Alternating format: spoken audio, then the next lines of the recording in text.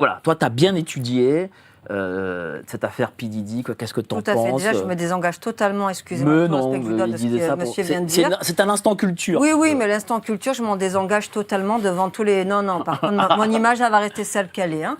Alors, pour revenir à cette affaire, alors déjà, je voudrais qu'on rende hommage à deux catégories de rap, à deux catégories de la street, parce qu'on ne va pas résumer grossièrement ces gens-là, je ne suis pas d'accord.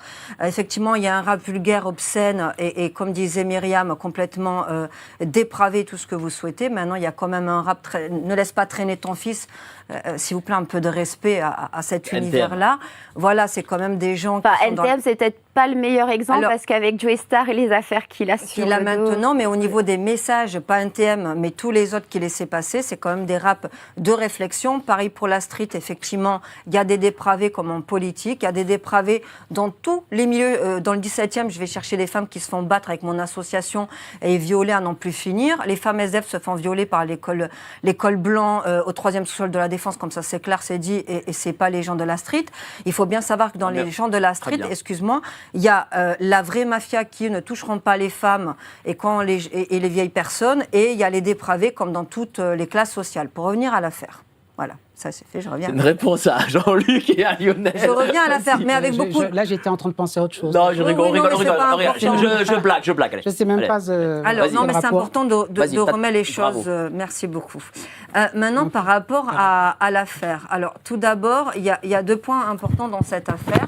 C'est effectivement la pédocriminalité, ce que disait Myriam, mais il y a la traite humaine. Il ne faut pas oublier que beaucoup de femmes et beaucoup d'hommes sont totalement victimes de P. Diddy et de tout ce qui peut tout simplement l'entourer.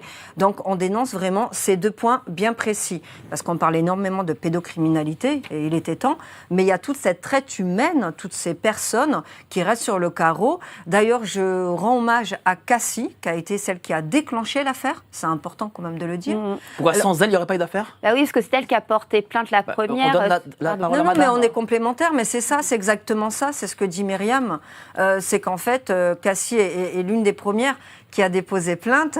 Mais là où c'est important... Non, au contraire, on est complémentaires, moi j'aime bien. Et là où c'est important, la question qui se pose, c'est, il s'est passé quoi? Pourquoi quand Cassie parle, là on entend, on écoute, il se passe quelque chose.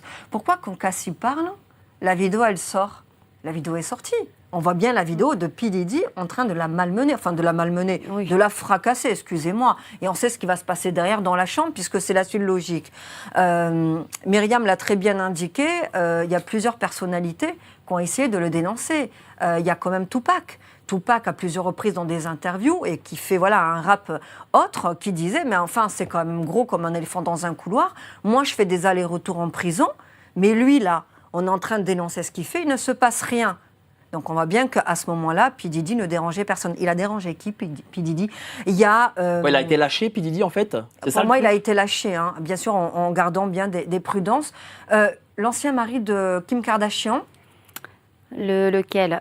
Kanye West. Kanye West a essayé, il est devenu complètement fou, Kanye West. Il était dans son buisson en train d'essayer de dénoncer. C'est du même acabit, Kanye West, bipolaire. Hein. Bipolaire, des gens déstructurés. Oui, mais alors il a essayé de dénoncer. Il a dénoncé, mais avant de dénoncer, il a participé. Alors voilà, c'est la nuance. Bon oui.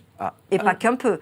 50 Cent aussi a essayé de dénoncer à plusieurs reprises. C'est-à-dire quoi? Il y a deux clans dans le rap? Parce que là, ce que j'entends entendre par Sarah, c'est qu'en gros, il y a deux clans. Alors ça, c'est dans la globalité. Maintenant, dans l'affaire de P. Diddy et tout ça, pour le coup, ils se rejoignent. Hein. Là, je suis assez d'accord.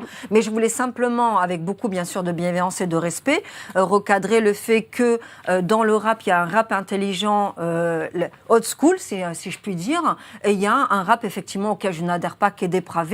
Dans la street, il y a effectivement ce que moi j'appelle un peu les racailles et les voyous qui sont sans valeur et sans vergogne.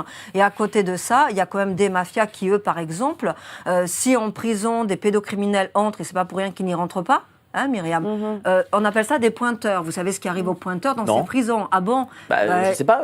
L'histoire de la savonnette, c'est-à-dire qu'à un moment donné, ils vont servir eux-mêmes de petits amis à toute la prison, parce qu'il y a des valeurs dans la street qui ne sont pas celles-là. Alors je n'adhère pas du tout à tous ces trucs, mais je tenais simplement recadrer cette information qui me semble importante pour le respect de tout un chacun. Pour revenir à l'affaire, voilà, c'est Cassie qui a dénoncé tout ça. Il y a des noms qui sont effectivement en train de tomber les uns après les autres. Moi, la grande question qui m'intrigue et qui m'intéresse, c'est, il a dérangé qui ? P. Diddy a dérangé qui pour que tout ça tombe ? Ensuite, je pense, avec beaucoup de prudence, qu'il y a une histoire de réseau également. C'est-à-dire que les réseaux en France, le lien pour moi, c'était le fameux Brunel. C'était l'agent de mannequin Brunel.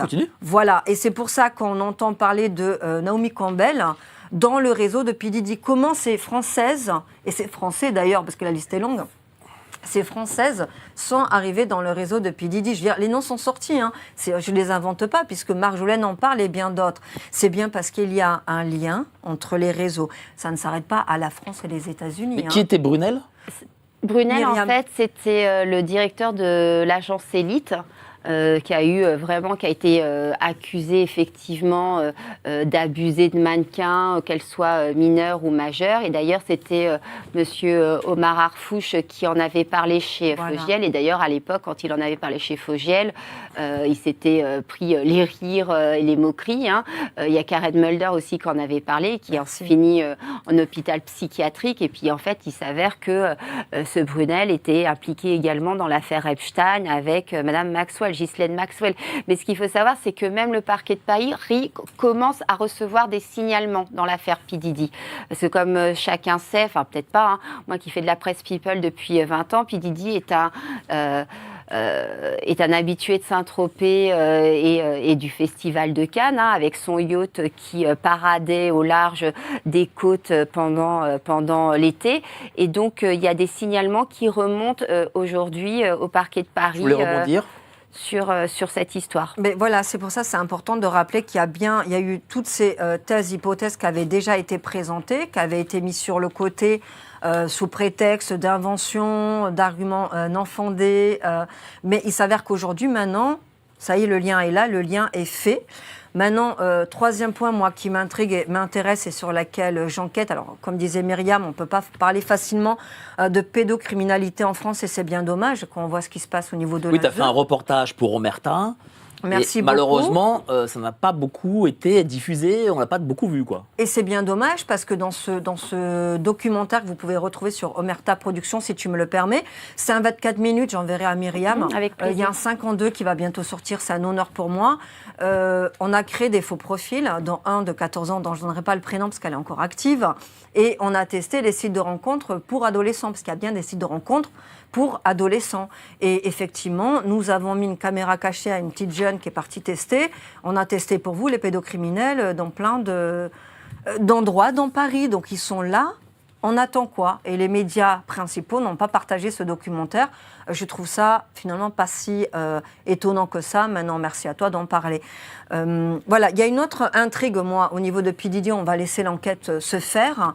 Est-ce qu'il y aurait un lien, avec beaucoup de prudence, hein, est-ce qu'il y aurait un lien avec les affaires P. Diddy, Brunel et tout le baratin ? Et d'où viennent ces enfants ?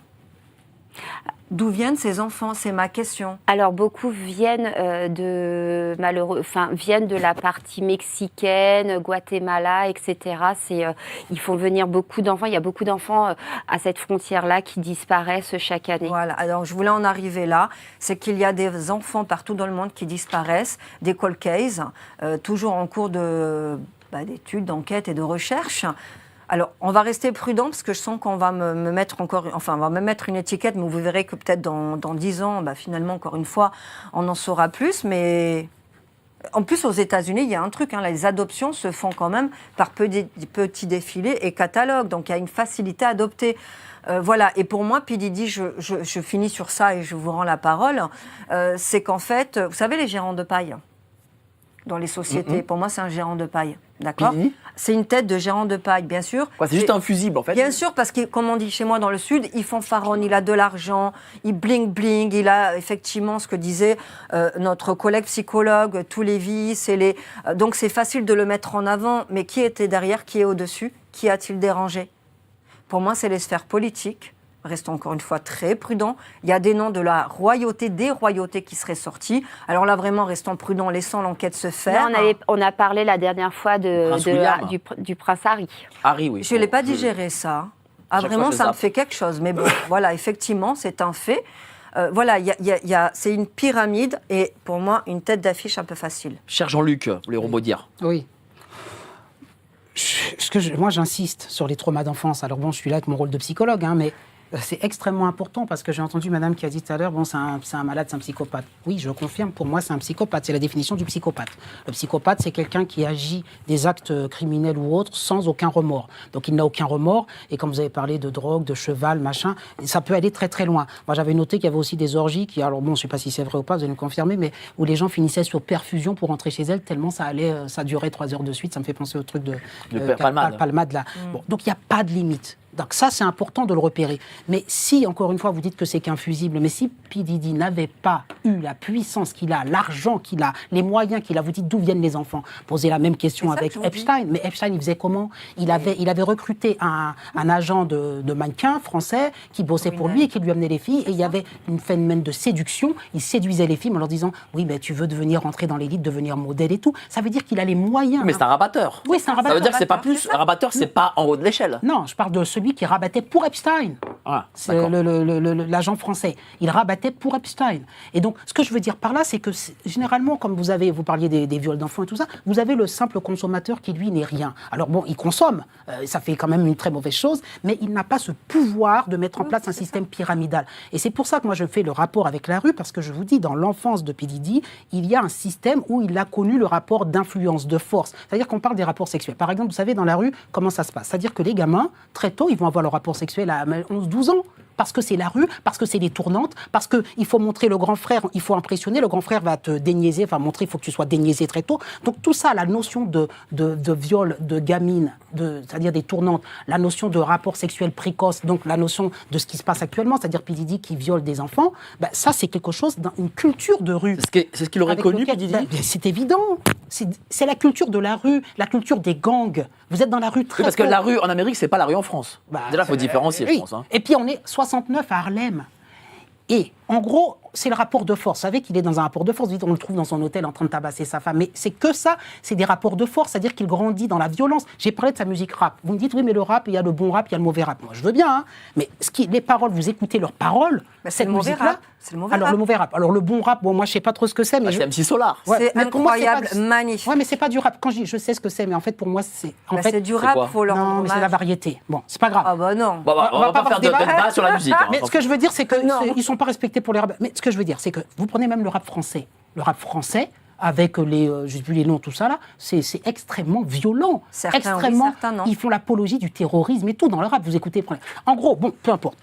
C'est un milieu qui est comme ça, c'est une culture comme ça, c'est un rapport de force, c'est extrêmement important de reconnaître qu'il a grandi dans un rapport de domination parce que, encore une fois, je sais qu'à chaque fois avec ça on me dit machin, mais c'est extrêmement important. Il a été très tôt émancipé comme étant l'homme de la maison, comme celui qui n'a pas les limites. Et quand vous ne posez pas les limites à un enfant, il faut parler d'éducation, c'est important.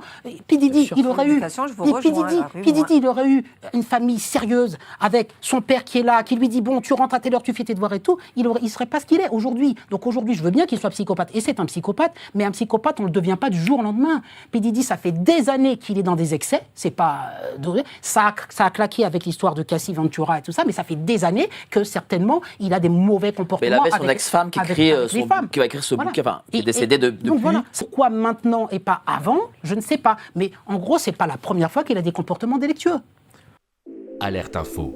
Géopolitique profonde prend sa place dans le paysage médiatique français. Bonsoir à tous, vous êtes sur Géopolitique profonde, la chaîne qui est là pour remplacer les médias subventionnés. On investit maintenant la rue et on veut vous entendre. Le gouvernement de M. Macron nous a obligés et nous a enfermés chez nous. Mais on a besoin de votre soutien. Alors cliquez sur le bouton j'aime pour nous soutenir.